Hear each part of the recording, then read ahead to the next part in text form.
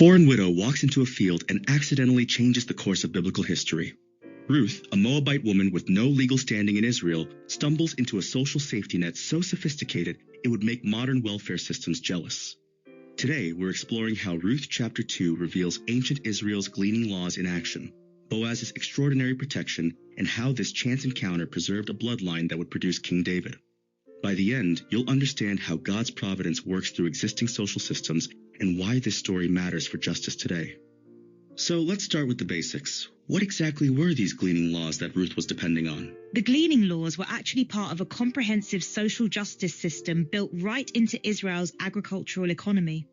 According to the page content, Leviticus 19:9-10 commanded farmers not to completely harvest their fields. They had to cut corners in harvesting and always leave some behind. Cut corners? That's interesting phrasing. Right. And if they dropped a bundle of grain, they were commanded to leave it on the ground and not pick it up. The page content describes this as one of the social assistance programs in Israel. Farmers couldn't completely harvest their fields, so the poor and needy could glean the remains. So this wasn't optional charity, this was law? Exactly. The page content emphasizes it was a divine mandate to care for the poor, the foreigner, the orphan, and the widow. But here's what's brilliant about it. It commanded farmers to have generous hearts while also commanding the poor to be active and work for their food. That's fascinating. It preserved dignity. Absolutely. According to the page content, it was a way for them to provide for their own needs with dignity. The poor weren't just receiving handouts, they were working, but within a system designed to ensure they could survive. Now, Ruth was in this exact situation. What was her specific circumstance when she decided to glean? Ruth was in an incredibly vulnerable position.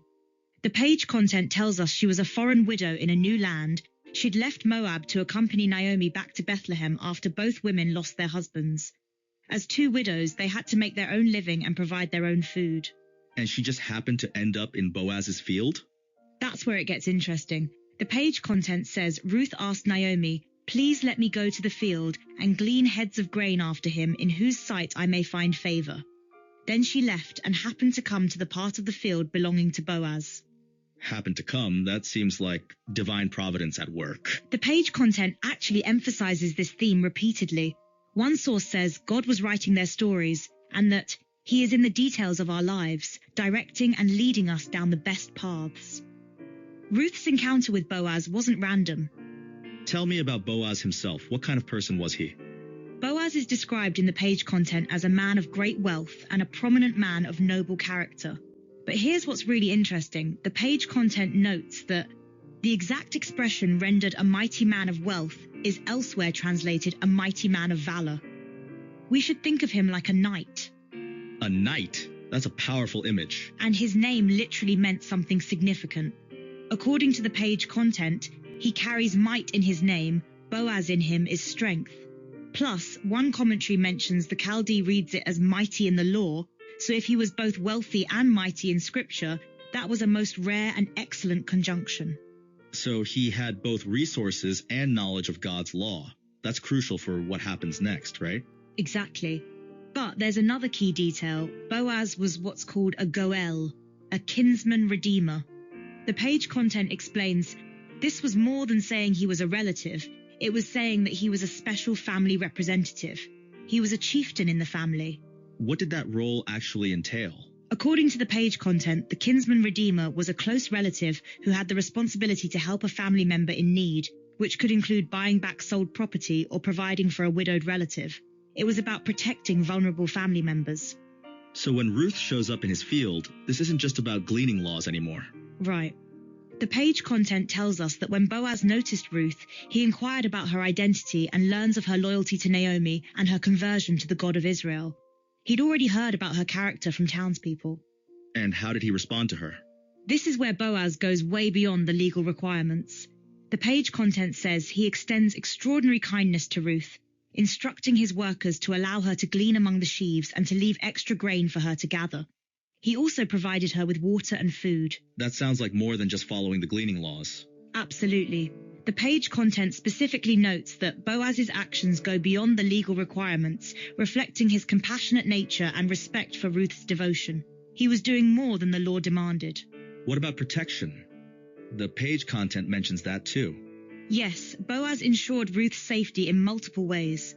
According to the page content, he instructed his young men not to harass her and by inviting her to eat with his workers. He told her not to go glean in other fields and to stay close to his workers. Why was that protection so important? Ruth was incredibly vulnerable. The page content explains she was a foreign widow in a new land, in a precarious position.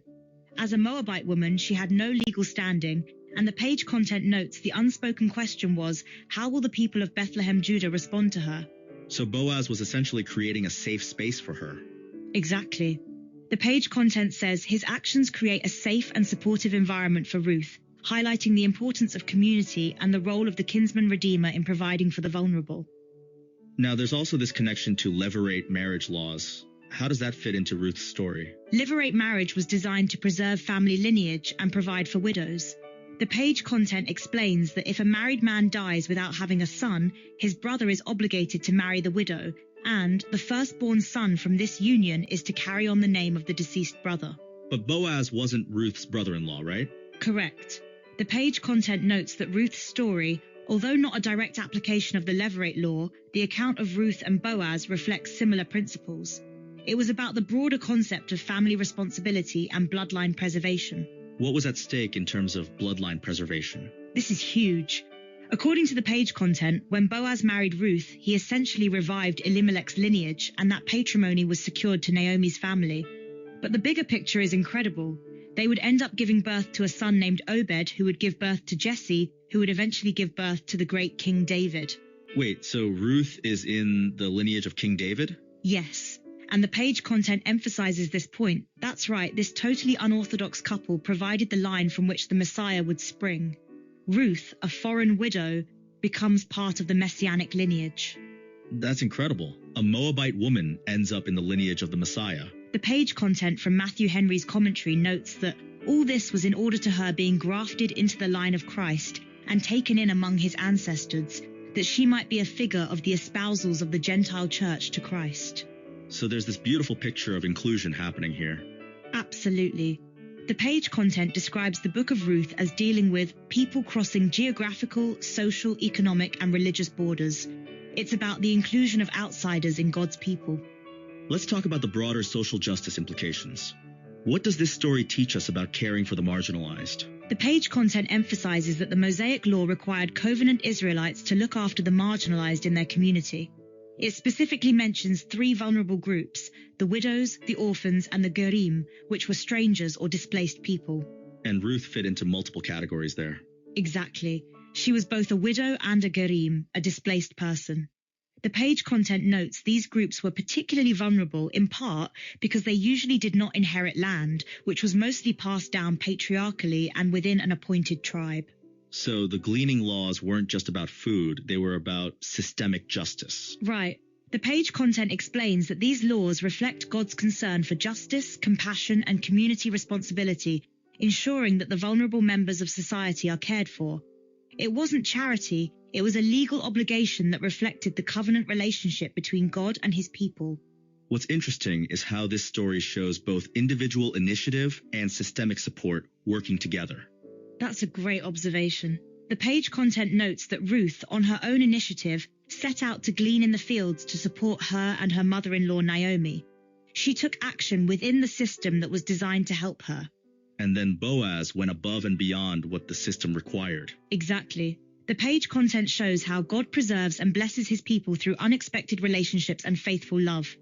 It's both divine providence and human compassion working together. There's also this interesting contrast with Naomi's family's earlier choice to leave during the famine. Yes. The page content points out that 10 years before, Naomi and her family made a choice, and it was a choice made in a hard time, a time of famine. But they didn't have to make the wrong choice, they did. The people of Bethlehem had not perished from hunger. So Boaz had stayed and been blessed, while they left and suffered loss. Right. The page content notes that sometimes we justify wrong choices because of difficult circumstances, but God will strengthen us and bless us to make the right choice, even in difficult circumstances. Boaz stayed, and God made Boaz a man of great wealth. But then God uses that wealth and position to bless Ruth and Naomi when they return. Exactly. It's this beautiful picture of redemption. The page content emphasizes themes of kindness, redemption, and divine providence throughout the story. What strikes me is how practical this all is. These aren't abstract theological concepts, they're concrete laws and actions. That's so important. The page content shows how true justice involves not only legal fairness, but also proactive compassion and provision for those who are in need. It's about creating systems that actually work for vulnerable people. And it all culminates in this incredible genealogical significance. Yes. The page content notes that this story shows how God used this custom as part of his plan to bring about the lineage of David and ultimately Jesus Christ. A foreign widow's survival becomes central to salvation history. So, when you step back from all this, what's the bigger picture here? How do we connect these ancient laws and this specific story to our understanding of justice and providence today? The page content shows us that God's concern for justice isn't separate from his redemptive plan, it's central to it.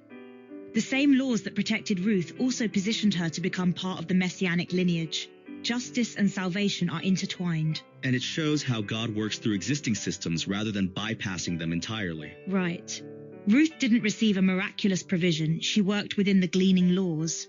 Boaz didn't ignore social customs, he fulfilled his role as kinsman redeemer. God's providence works through faithful people operating within just systems. That's a powerful model for how we think about social justice today. It's not just about individual charity, but about creating systems that protect the vulnerable while preserving dignity. Exactly. And the page content reminds us that these weren't optional suggestions, they were divine mandates. Caring for the marginalized wasn't just nice to do, it was required. It was part of what it meant to be God's people. Here's what really gets me. Ruth's story started with loss and displacement, but it ends with her becoming essential to God's plan for the world. That foreign widow gleaning in the fields, she's the great-grandmother of King David. And that's the beauty of how God writes our stories. What looks like survival becomes salvation history. What appears to be chance encounters are actually divine appointments. Ruth thought she was just looking for food. She found her place in the lineage of the Messiah. Thanks for joining us on Copilot Podcasts. The next time you see someone working within systems designed to help the vulnerable, remember Ruth in that field. Sometimes the most ordinary acts of survival and compassion become the most extraordinary parts of God's plan.